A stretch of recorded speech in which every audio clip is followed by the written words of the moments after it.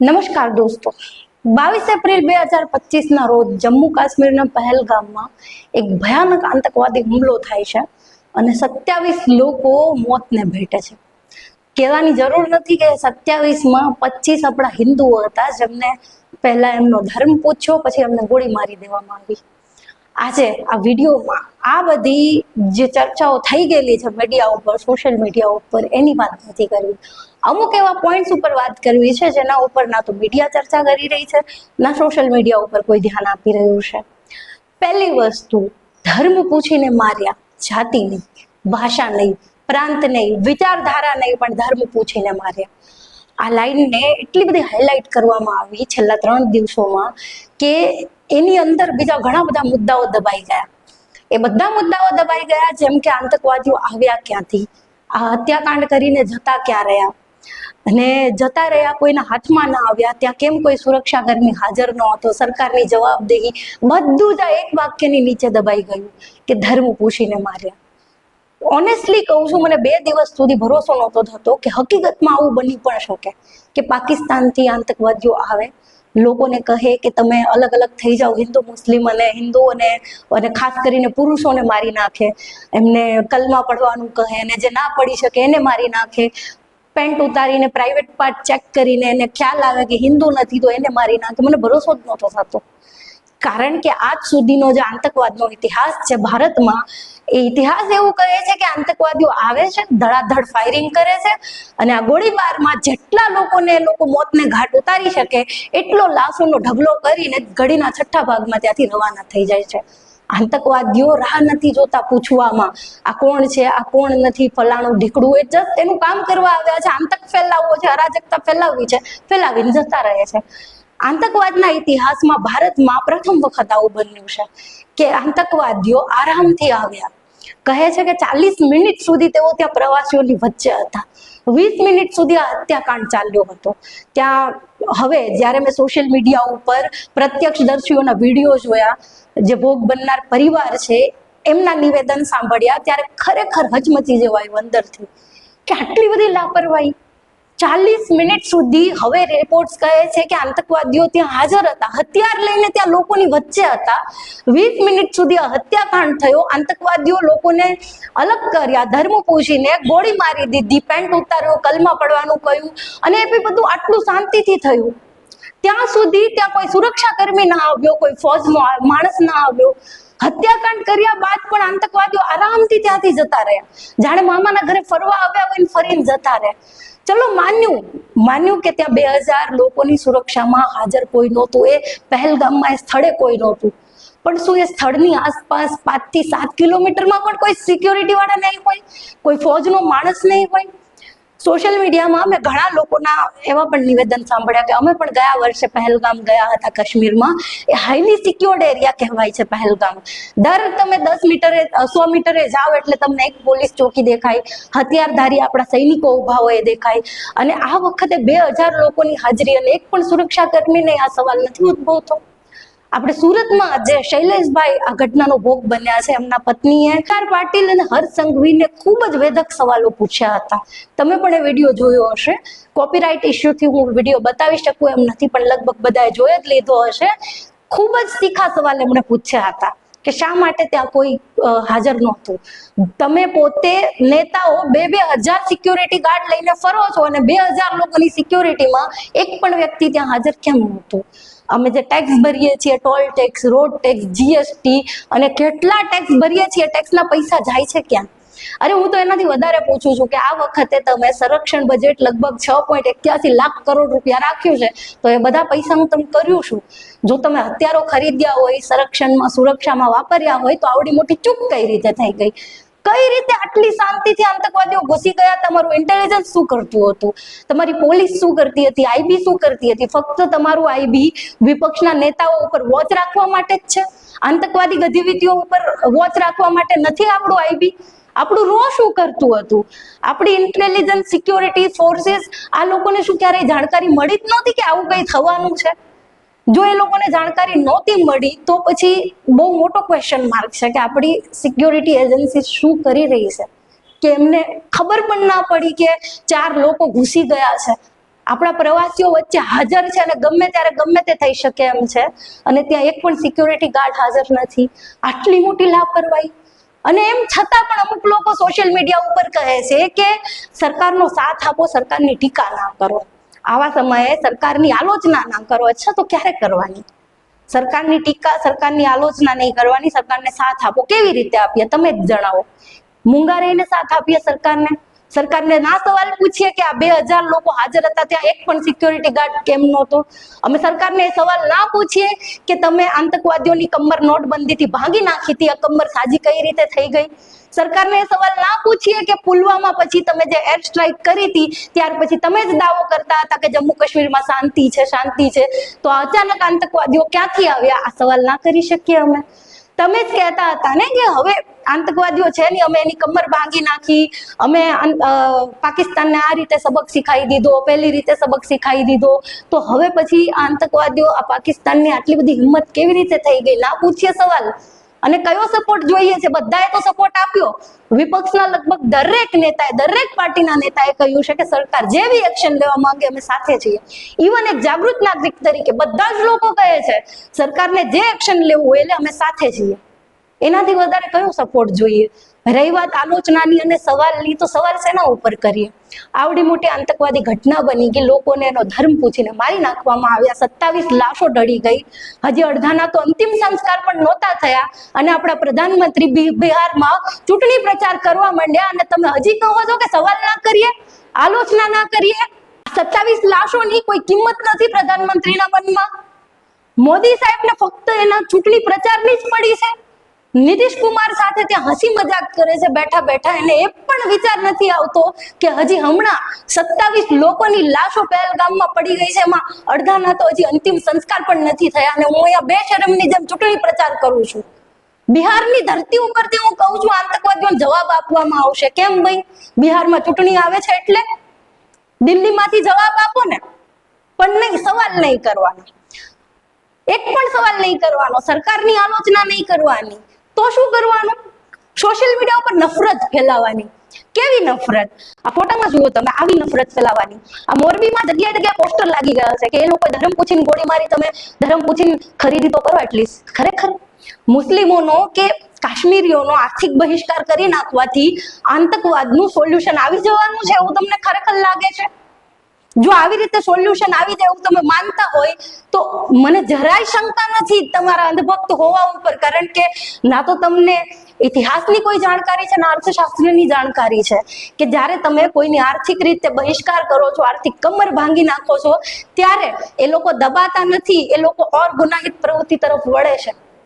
કારણ કે જ્યારે એને નૈતિક રીતે આવક નથી થતી, લીગલ રીતે એને આવક નથી થતી, ત્યારે એ આવકનું સાધન શોધવા માટે ઇલીગલ રસ્તાઓ અપનાવે છે. તો કાશ્મીરીઓનો તમે આર્થિક બહિષ્કાર કરી દેશો તો તમને શું લાગે છે એ વધારે આતંકવાદી પ્રવૃત્તિઓમાં નહીં જોડાય? અને આ દેશના સામાન્ય મુસ્લિમોએ તમારું શું બગાડ્યું છે? હા, એક સેક્યુલર, લિબરલ કે પછી પ્રગતિશીલ લોકોને તમે ટાર્ગેટ કરી રહ્યા છો. મને એક સવાલનો જવાબ આપો, તમે લોકો જે ટેક્સ ભરો છો, toll tax, road tax, GST, એ આ દેશના સેક્યુલર લોકોને ભરો છો? આ દેશના લિબરલ, આ દેશના બુદ્ધિજીવીઓને ભરો છો કે સરકારને ભરો છો? ચારેકોર સોશિયલ મીડિયામાં આ દેશના બુદ્ધિજીવીઓ ઉપર સવાલ ઉઠાવવામાં આવે છે, એની માથે માછલા ધોવામાં આવે છે, પણ આ સરકારને સવાલ કરવાની કોઈની હિંમત નથી કે સુરક્ષામાં આવડી મોટી ચૂક કઈ રીતે થઈ ગઈ? આ બુદ્ધિજીવીઓ સરકાર ચલાવે છે, સુરક્ષાની જવાબદારી એના ઉપર છે. આ સેક્યુલર લોકોના માથે કરવા માછલા ધોવાય છે. એ લોકોએ કહ્યું હતું આતંકવાદીઓને કે આવો અને અમારા લોકોને મારી જાઓ. આ સરકારની જવાબદારી નથી બનતી જે મોટી મોટી વાતો કરે છે કે અમે તો નોટબંધી કરીને કમર ભાંગી નાખી આતંકવાદીઓની, તો કેવી રીતે સાજી થઈ ગઈ? 4 વખત સિંધુનું પાણી બંધ કર્યું પણ નહેરુજી આવીને નળ ખોલી જાય છે ઘડી ઘડી. કેવી બચકાની વાત કરો છો? અને આ કઈ પ્રકારના તમે પગલા લો છો? પાકિસ્તાનીઓના વિઝા બંધ કરી દીધા, ત્યાં આવવા જવાનું બંધ કરી દીધું, આનાથી આતંકવાદ અટકી જશે? ખરેખર જો અટકી જવાનો હોત તો 10 વર્ષથી સત્તામાં છો, અત્યારે અટકી ગયો હોત. હવે વાત કરીએ મુસ્લિમો ઉપર. હું ખુલીને કહું છું, એકદમ ખુલીને કહું છું કે આ હુમલો જે હતો ને, આ ઇસ્લામિક આતંકવાદનો ભાગ હતો. ઇસ્લામિક કટ્ટરતાના કારણે હુમલો થયો હતો, હું બિલકુલ સ્વીકાર કરું છું. અને છતાં હું કહું છું કે હું પૂરેપૂરી સેક્યુલર છું. હા, હું હજી સર્વધર્મ સંભાવવા માનું છું. આખા દેશના મુસલમાન આની માટે જવાબદાર નથી. અને મુસ્લિમોની હાલત તો જો તમે કરી નાખી છે સોશિયલ મીડિયા ઉપર. કોઈ મુસ્લિમ જો બોલે, આલોચના કરે કે અમે આ ઘટનાનો વિરોધ કરીએ છીએ, અમે આતંકવાદનો વિરોધ કરીએ છીએ, તો તમે કમેન્ટમાં લખો છો કે આ તો ખોટું બોલે છે, મગરના આંસુ સારે છે, આ લોકોને કઈ પડી નથી, જૂઠા છે આ લોકો. જો મુસ્લિમો ચૂપ રહે, કઈ જ ના બોલે, વિરોધ પણ ના નોંધાય, તો તમે કહો છો આ લોકોની મુખ સંમતિ છે આતંકવાદને પ્રોત્સાહન આપવામાં, એટલે જ કઈ બોલતા નથી, વિરોધ નથી નોંધાવતા. વિરોધ નોંધાવે તો પણ મુસ્લિમ ખરાબ, ન નોંધાવે, મૂંગા રહે તો પણ મુસ્લિમ ખરાબ. તો એ લોકોને કરવાનું શું? અને સવાલ તમે મુસ્લિમોને, સેક્યુલરને, બુદ્ધિજીવીઓને શું કામ કરો છો, મને એ નથી સમજાતું. તમારી સુરક્ષાની જવાબદારી સરકારની છે. એક નાનકડા 5 રૂપિયાના બિસ્કિટના પેકેટ ખરીદવા ઉપર પણ આપણે સરકારને 5 પૈસા ટેક્સ આપીએ છીએ.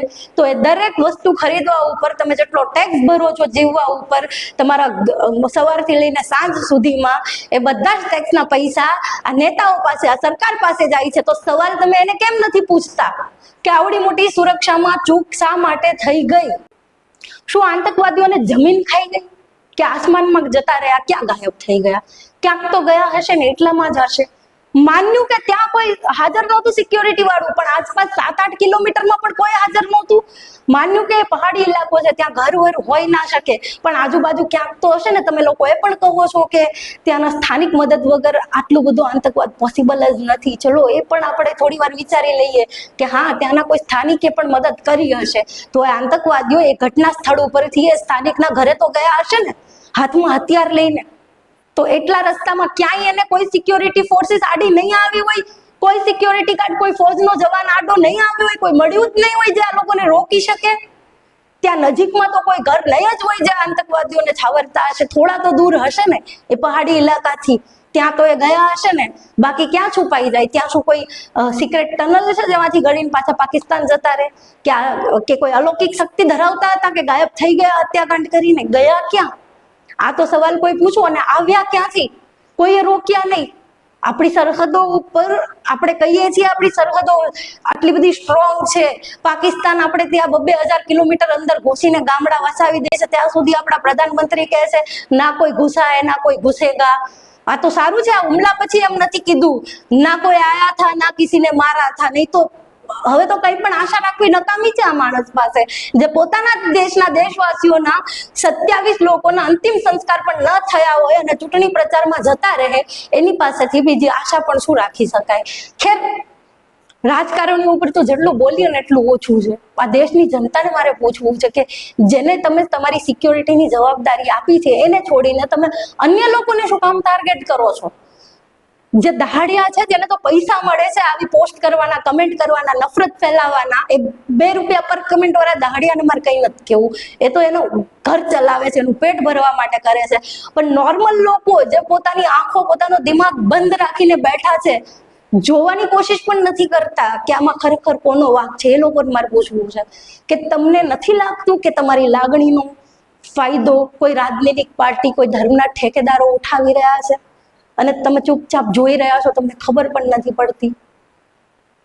આંખો ખુલ્લી રાખો, મગજ પણ ખુલ્લું રાખો. તમારી લાગણીઓનો ફાયદો કોઈ પણ રાજકારણી પાર્ટીને, કોઈ પણ ધર્મના ઠેકેદારોને ન ઉઠાવવા દો. આ લોકો ઈચ્છે જ છે કે તમે લડો. અંગ્રેજની ઓલાદો છે બધી. જે કામ અંગ્રેજો કરીને ગયા હતા, હિન્દુ મુસ્લિમને લડાવવાનું, 2 દેશ અલગ કરવાનું, એ કામ હવે અંગ્રેજોની ઓલાદો કરી રહી છે, હિન્દુ મુસ્લિમને અંદરો અંદર લડાવવાનું.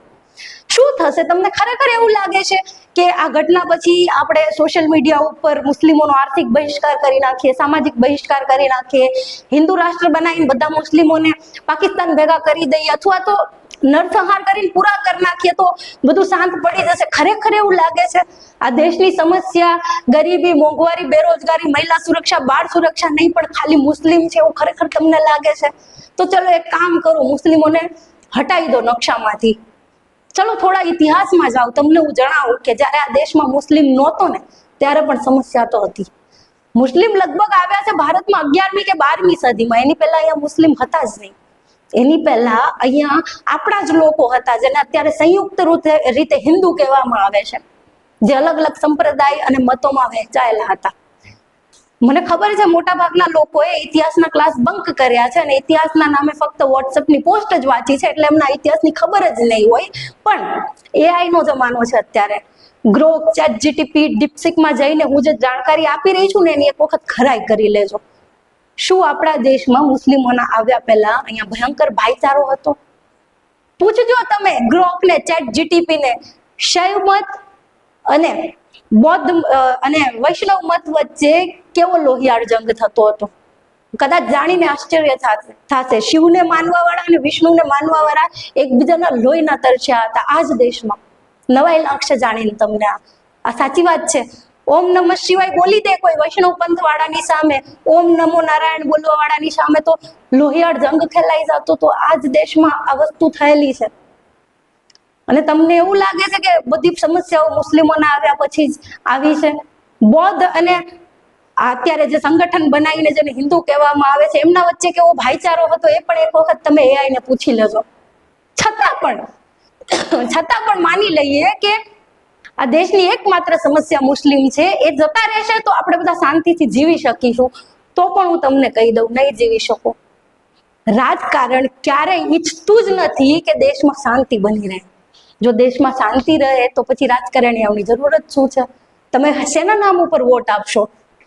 પાયાના પ્રશ્નો ઉપર તો કોઈને કામ કરવું નથી. હિન્દુ મુસલમાન સિવાય તો કોઈ આરો નથી.